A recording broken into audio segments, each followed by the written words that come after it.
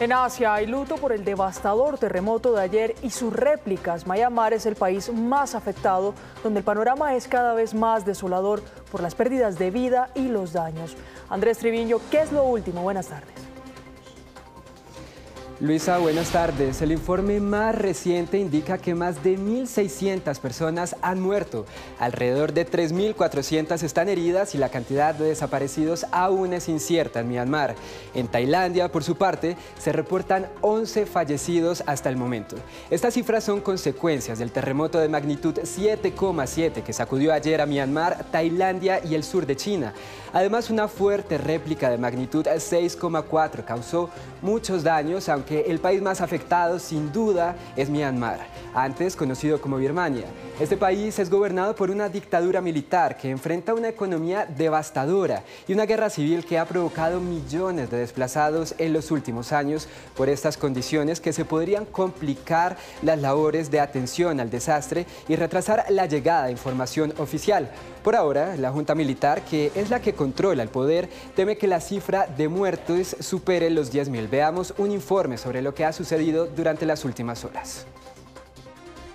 En medio del caos y el desastre, rescatistas aplaudían anunciando que encontraron una sobreviviente dentro de los escombros. Una mujer fue encontrada con vida luego de pasar más de 30 horas atrapada en lo que solía ser su apartamento. Una escena que se ha replicado en distintas zonas del país. Los daños materiales son incalculables y los sobrevivientes intentan ver qué quedó a salvo. Me siento muy triste de ver este tipo de situación lamentable. Hasta ahora nunca había experimentado algo similar.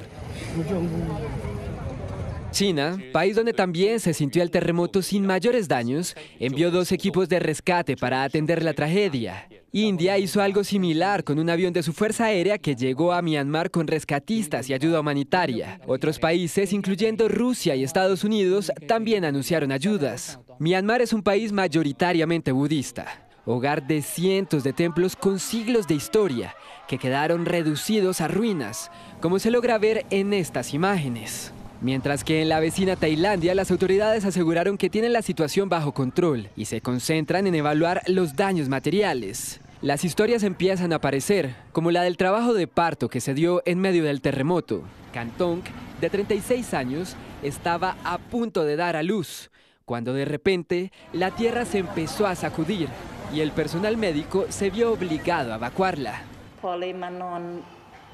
Sentí como si un viento fuerte me balanceara. Fue entonces cuando sentí que empezaba el parto, pero el médico ya había empezado a evacuarme por las escaleras. Le decía a mi bebé que no saliera todavía, pero el dolor seguía aumentando mientras bajaba las escaleras.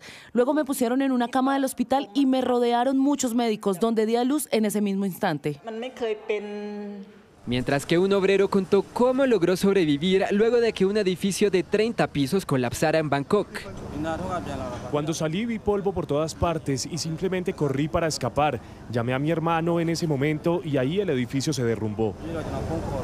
Las autoridades continúan en la búsqueda de desaparecidos y piden a sus habitantes estar atentos a nuevas réplicas. Son las 12:59 en Colombia, las 12:59 de la medianoche en Tailandia y las 11:59 de la noche en Myanmar. A esta hora los rescatistas trabajan en encontrar desaparecidos entre los escombros y ustedes están viendo las imágenes que nos llegan en vivo desde allí. Esto es producto de la señal de Reuters.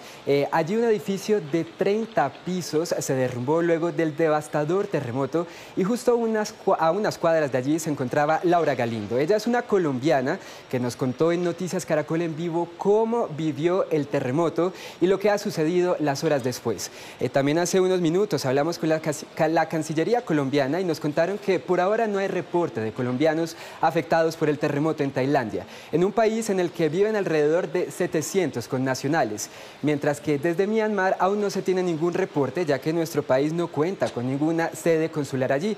Veamos un apartado de la entrevista que tuvimos con Laura Galindo. ¿Cómo vivió ese momento de terror en medio del terremoto? Pues como era sábado, estábamos en casa tranquilos, creo que la mayoría de mis vecinos igual, porque no los encontramos cuando evacuamos.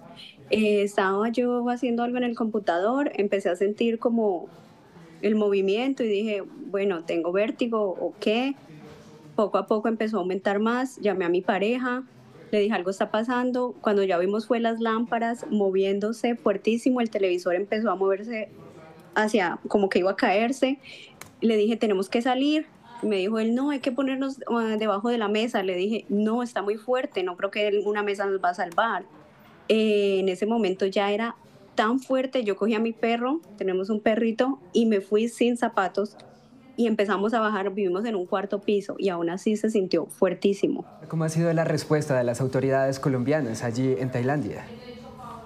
Pues realmente, voy a ser honesta, con la embajada que queda bien cerca de aquí donde yo vivo, porque vivimos en todo el centro, ellos han enviado mensajes, creo que por internet y algunos por correo electrónico, que si necesitamos ayuda nos comuniquemos con las autoridades tailandesas. ¿En este momento hay alguna alerta por parte del gobierno tailandés para ustedes?